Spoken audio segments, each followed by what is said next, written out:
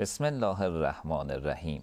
الذین آمنوا و عملوا الصالحات طوبی لهم و حسن مآب. درود میفرستم محضر یکایی که شما هموطنان عزیز و ارجمندم، اهالی محترم ماه مبارک شعبان، ممنونم که برنامه خودتون، برنامه یاد خدا رو دنبال میفرمایید. ما را میهمان آینه خوبیاتون بکنید و مزین کنید برنامه یاد خدا رو با نگاه پرمهر و پرعطوفتتون. امروز هم سعادتی دیگر نصیبم شد که در خدمت استاد عزیز و ارجمندم حجت الاسلام و المسلمین سید احمد روحانی باشم. استاد سلام علیکم، خیلی خوش آمدید. خدمت شما هم سلام دارم، انشاءالله سلامت باشید، برقرار و پاینده باشید. سامانه پیامکی 30720 رو فراموش نکنید. حتما با برنامه خودتون یاد خدا در ارتباط باشین. اگر احیانا حلقه مفقوده ای رو در سبک زندگیتون مشاهده میکنید، میتونید سوالاتتون رو و ابهامات رو برای ما بفرستین. خواهش میکنم که استاد رو، نامشون رو ذکر کنید در پیامک هایی که بر ما میفرستین که ما بتونیم این مطالب رو با اساتید محترم برنامه یاد خدا مطرح کنیم. در کنار استاد عزیز و ارجمندم سید احمد روحانی هستیم. استاد در خدمتتون هستیم. بسم الله الرحمن الرحیم. خدا رو شکر میکنم در یک چنین روز و در چنین ماه بسیار پرخیر و برکتی که در روزهای در واقع آستانه رسیدن ماه مبارک رمضان هم هستیم، در روزهای پایانی ماه شعبان. شاید کمتر از 10 روز بیشتر نمونده باشد تا رسیدن ماه مبارک رمضان. انشالله که از برکت این ماه و همچنین ایام پیش رو همه بهره مند باشیم و از فیوضات اون محروم نمونیم. بله، فرصت خوبی شد که باز دوباره آیه دیگری از آیات قرآن رو مورد بحث قرار بدیم. بحثمون در مبحث کسانی که خدا دوستشون دارد و کسانی که خدا دوست نمی دارد. به این آیه رسیدیم از سوره مبارکه نساء، آیه 107 که باز یه گروه دیگری رو خداوند نام میارد که در اثر خیانتی که انجام دادن از دایره محبت خدا خارجن. گزیده و خلاصه ای که از جلسه گذشته شما محبت کردید، یادآوری کردید و پخش شد، این اشاره به همین داشت که یه گروهی که از رحمت خدا و از محبت خدا دور میشن، کسانی هستند که اهل خیانت هستند و خیانتکاری بسیار گناه بزرگه نسبت به خدا یا نسبت به مؤمنین یا نسبت به کسانی که عهد و پیمانی باشون بستن. انسان نباید خیانت بکنه. انسان خائن در نظر مردم پست و ذلیله، انسان خائن در نظر خدا پست و ذلیله و هیچ جایگاهی در بعد اجتماعی ندارد. حتی در میان دوستان خودش هم که کمکش کردن یا خودش به اینا کمک کرده، وقتی که میدونن که این خیانت کرده تا به اینجا رسیده، از چشم اونها هم میفته. بنابراین ببینید در جمع کسانی که مثلا با هم دیگه میرن یک گناهی رو انجام میدن یا یک دزدی میکنن، یک عمل بدی رو انجام میدن، اون کسی که خیانت کرده تا این راه برای اونها هموار شده، همیشه این آدم از چشم اونها هم میفته. بنابراین خیانتکار هیچ جایگاهی در اجتماع و در پیشگاه خداوند نداره و گناه بسیار بسیار بد اجتماعی و زشتی است. حالا در سوره مبارکه نساء آیه 107 خطاب به رسول خدا صلی الله علیه و سلم میفرماید که ولا تجادل عن الذین یختانون انفسهم. با کسانی که خیانت کردن همکاری نکن. لا تجادل خطاب به پیغمبر است، یعنی با مؤمنین مجادله نکن، جر و بحث نکن به خاطر کسانی که اهل خیانت بودن. کسی که خیانت کرده، بدی کرده، مثلا کار رو بهش سپردی، حالا این رفته تو اون کار اسرار مسلمان ها رو به دیگران داده. ما نمونه های داشتیم در زمان صدر اسلام که مثلا بین قبیله از قبایل که با مسلمان ها عهد و پیمان داشتن و قرار بوده است که با مشرکین همکاری نکنن، در حاشیه مدینه بودن و مشرکین میخواستن با همکاری اون قبایل به مسلمان ها ضربه بزنن. خب اینها طبق قراردادی که با رسول خدا و حکومت اسلامی بسته بودن، ملزم بودن که با اونها، با مشرکین همکاری نکنن. اما در اثر تطمیع مشرکین، در اثر حالا طمع ورزی خودشون، رفتن با اونها هم قرارداد بستن و بعد پیغمبر با اینها جنگ کرد و اونها رو در محاصره قرار داد و کار به جای رسید که اینها دیگه میخواستن تسلیم بشن، اما یه نفری از میان مسلمان‌ها رفت با اونها صحبت کرد و در واقع مذاکراتی انجام داد که مسئله رو بالاخره یه جوری جمع جور کنن. و اون کسانی که گاهی میرفتن با اونها مذاکره میکردن گاهی وقت آدمایی بودن که خیلی قوی در ایمان نبودن و با اون در واقع یهودیان و کسانی که طرف قرارداد بودن میرفتن اسرار مسلمان ها رو میگفتن. از جمله یکی از این موارد این بود که اون یهودی‌ها و اون قبایلی که عهد شکنی کرده بودن به این شخص گفتن که حالا ما اگر تسلیم بشیم چیکار میکنه؟ این یه خورده موند که چه سخنی بگه. فقط اشاره کرد که اگر شما تسلیم هم بشید کارتون قتله. اشاره کرد این پیغمبر سرتون رو میبره. سخنی نگفت، فقط با دستش اشاره کرد. بعدم اونا فهمیدن که بالاخره کارشون اینجور میشه، جنگشون ادامه دادن، در نهایت هم شکست خوردن و به سزای عمل ننگینشون رسیدن. اما این آدم به خاطر این حرفی که زده بود احساس در واقع خیانت میکرد. حالا غرض این است که گاهی وقتا این مسائل بوده است که بعضی ها در زمره مسلمان ها بودن، مورد اعتماد رسول خدا هم بودن، اما گاهی وقتا خیانت میکردن و با مؤمنین نسبت به اینها پیغمبر گاهی وقتا میخواست مثلا محبتی کنه، مهربانی کنه، اینها رو در دایره اسلام نگه دارد، اما قرآن رسید نه، کسی که خیانت کرده از بین مسلمان ها بوده یا غیر مسلمان بوده، عهد شکنی کرده، مثل اون یهودیایی که عهد شکنی کردن، یا مثل این آدمی که به عنوان نماینده اسلام و مسلمان ها رفته ولی که در کار خودش، در عهد و قرارداد خودش در واقع رعایت مصلحت مملکت اسلامی رو نکرده، اینم خائنه.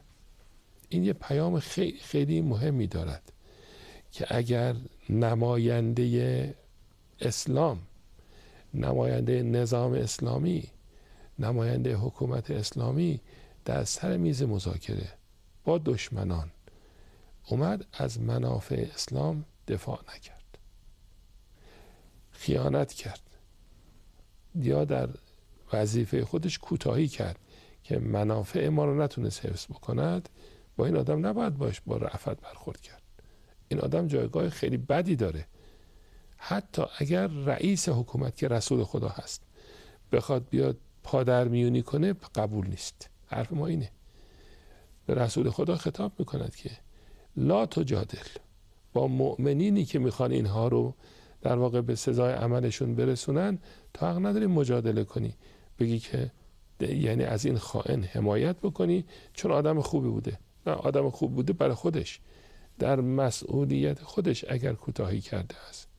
و این پیام خیلی پیام حساسیه، یعنی برای تمام بزرگوارانی که الان در مراتب مختلف نظام اسلامی مسئولیت دارن، چه در بحث اجرایی، چه در بحث قانونگذاری و چه در بحث قوه قضاییه و مجموعه عزیزانی که در آنجا فعالیت میکنن. اگر این بزرگواران در مسئولیت خودشون کوتاهی بکنن، خدای نکرده یه مسئولیتی که دارن این رو، اسرارش رو به دشمن منتقل کنن یا برای کسب منفعتی از اون مسئولیت خودشون و وظیفه خودشون کوتاهی کنن در نگهداری اسرار، اینها در مقامی قرار میگیرن که حتی اگر پیغمبر بخواد شفیعشون بشود و واسطه بشود، شفاعت پیغمبر اینجا به درد نمیخوره. لا تجادل عن الذین یختانون انفسهم، چون اینا خیانت به خودشون کردن. خیلی عجیبه، قرآن نمیفرماید که خیانت به حکومت اسلامی کردن، میگه خیانت به خودش کرده. چرا؟ چون حکومت اسلامی در اون آیه قبلی که مقدمات بحثش رو در اول جلسمون امروز هم گزیدش رو پخش کردید، اونجا میگه این حکومت، این دین، این نظام مورد دفاع خداست، خدا ازش حفظ میکنه. هرگز این دینی که خداوند وعده داده است که لیظهره علی الدین کله، این دین هرگز شکست نمیخوره. این یقینی است برای ما. اما اون کسی که خیانت میکند اون شکست میخوره، اون بدبختی رو برای خودش رقم میزند. آیه بسیار بسیار مهمیه. من تقاضا میکنم عزیزانمون مخصوصا مسئولین و کسانی که در مقامات مختلف اجتماعی و نظام و جاها مسئولیت های مختلف هستند روی این آیه خیلی دقت کنند. علاوه بر اینکه تک تک ما به عنوان افراد جامعه اسلامی باید وظیفه خودمون رو خوب بدونیم، اما این آیه هشدار بسیار مهمی برای اونها هم هست که ولا تجادل عن الذین یخدعون انفسهم. اگر خیانت به نفس کردن، یعنی اسرار و اطلاعات و امکانات جامعه اسلامی رو در اختیار دیگران قرار دادن، اینها محکوم به بزرگترین در واقع عذاب ها هستند که هم در اینجا و هم در آخرت خداوند با اونها روبرو خواهد شد. بعد فرمود ان الله لا یحب من کان خوانا اثیما. اون خیانتکار گناهکار، اون حتما در پیشگاه خداوند از دایره محبت او بیرون خواهد شد. و این آیه به اضافه یکی دو آیه قبلش و آیات بعدش یک مجموعی رو در نظر ما قرار داده خداوند که ما بدونیم چقدر مسئولیت پذیری در حکومت اسلامی حساس و چقدر سنگین و چقدر در معرض خطر هست و کسانی که این امور رو عهدهدار میشن فکر نکنن که یه موقعیت استثنایی برای فرصت طلبی خودشون به دست آوردن، بدونن که یک امتحان بزرگ الهی در پیشگاه خدا و در پیشگاه مؤمنین دارن که اگر ذره اشتباه بکنن، قدم به خطا بردارن، با هر موقعیتی که داشته باشن محکوم به این در واقع جنایت میشن، محکوم به این خیانت میشن و پادرمیانی خود پیغمبر، امام امیرالمومنین و ائمه معصومین هم برای نجات اینها کارایی نخواهد داشت. اگر که فرصتی باشد این آیه شریفه رو عزیزانمون هم در قرآن خودشون ملاحظه کنن، هم این که تدبر بیشتری راجبش بکنن، هم تهیه کننده محترم برنامه جناب آقای حسین زاده این رو در معرض دید عزیزانمون قرار بده، شاید بهتر باشه بتونیم از روی آیه و با دقت در الفاظ اون عبارت رو و بحث رو ادامه بدیم. دست شما درد نکنه. چشم حاج آقا، مشرف میشیم محضر محترم کلام الله مجید، آیه 107 سوره مبارکه نساء. بسم الله الرحمن الرحیم. درود بر شما هموطنان عزیز و ارجمندم، اهالی محترم برنامه یاد خدا. شما هم اگر قرآن همراهتون هست میتونید از آیه 107 سوره مبارکه نساء ادامه مبحث رو همراهی بفرمایید. استاد در خدمتتون هستیم. خیلی متشکرم از تذکرتون. همینطور که شما اشاره فرمودید آیه 107 آیه بسیار مهمی است، اما قبل از اون یکی دو آیه قبلش هم خیلی نکات مهمی دارد. بفرمایید به رسول خدا که ما قرآن رو، کتاب رو بر تو نازل کردیم تا بین مردم بر اساس قرآن حکمرانی کنی، یعنی حکم قرآن در جامعه پیاده بشود. و بعد فرمود که لتحکم بین الناس بما اراک الله، یعنی خدا بهت یه چیزایی رو نشون میده، یه حقایق رو بعد آشکار میکند که بر اساس اون حقایق و بر اساس دستور قرآن بایستی حکم رو بگی و نباید برای انسانهای خائن تو همراهی کنی.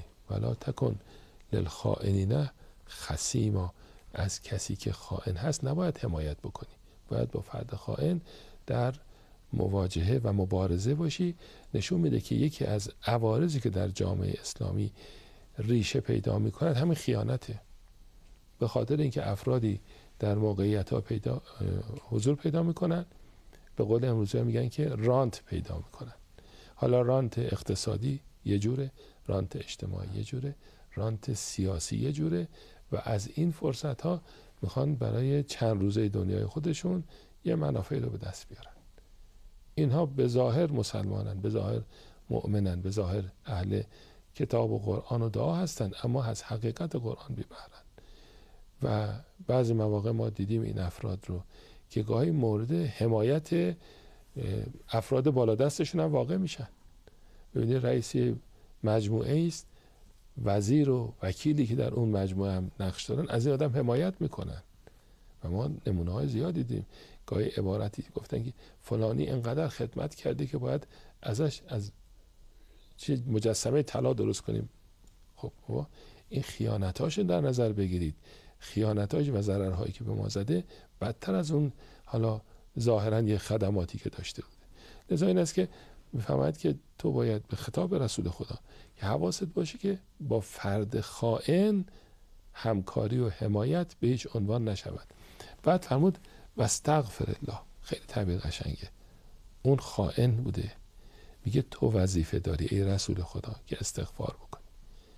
یعنی رأس حکومت، و ما الان این حس رو داریم که رهبر عزیزمون واقعا در این مواقع خیلی بزرگوارانه و خیلی با نهایت درایت گاهی وقتا اون حالتهایی رو که باعث میشه شاید شقاقی در جامعه ایجاد بشود با چه سعی اینها رو میپوشوند و با حمایتی که لازم است در جای خودش از این عبور میده انسان رو و جامعه رو. و استغفر الله، این خطاب به رسول خداست که تو باید طلب استغفار از خدا بکنی. چی باعث شده است که یک فرد خائن بشه؟ اینکه از اول خائن نبود که وقتی به اون موقعیت رسید، که مگر نفوذی دشمن باشه که حالا با توطئه اومده باشه. ولی معمولشون اینطور نیستن. معلوم میشه یه جای ما کوتاهی کردیم، یه جای ما بی‌دقتی کردیم، یه جای جامعه نسبت به این فرد غفلت کرده که این به این دام افتاده. در هر صورت واستغفر الله خیلی توش حرف داره. بعد فرمود ان الله کان غفورا رحیما. بعد میفهمد که لا تجادل عن الذین یختانون انفسهم ولا تجادل عن الذین یختانون انفسهم. برای این کسانی که خیانت کردن و خیانتشون معلوم شده دیگه تو نبایستی ازشون دفاع بکنی و با مؤمنین مجادله بکنی و با دیگران بخوای هنوز ثابت کنی که این آدم خوبیه. وقتی بحث خیانت یک نفر مشخص شد، بلافاصله باید او رو از این مجموعه ها جداش کرد و حالا با این روش هایی که حالا در هر شرایطی مربوط به خودش می شود با این افراد برخورد کرد و اون آثار خیانتی که شده این برطرف بشه. نکته بسیار بسیار جالبی که باز تأکید میکنم، یه بار هم در بخش اول اشاره کردیم، می‌فرماید که اینها کسانی هستند که در واقع خیانت به خودشون کردن. اگه کسی خیانت به جامعه اسلامی بکند، اگه کسی خیانتی به مجموعه مسلمان ها و حکومت اسلامی بکند، فکر نکنه که این خیانت از دامن خودش پاک میشه و به نفع خودشه. نه، این خیانت به خودش برمیگرده و هیچ جایگاهی در این جامعه نخواهد داشت و در نهایت ذلیل و خوار خواهد شد.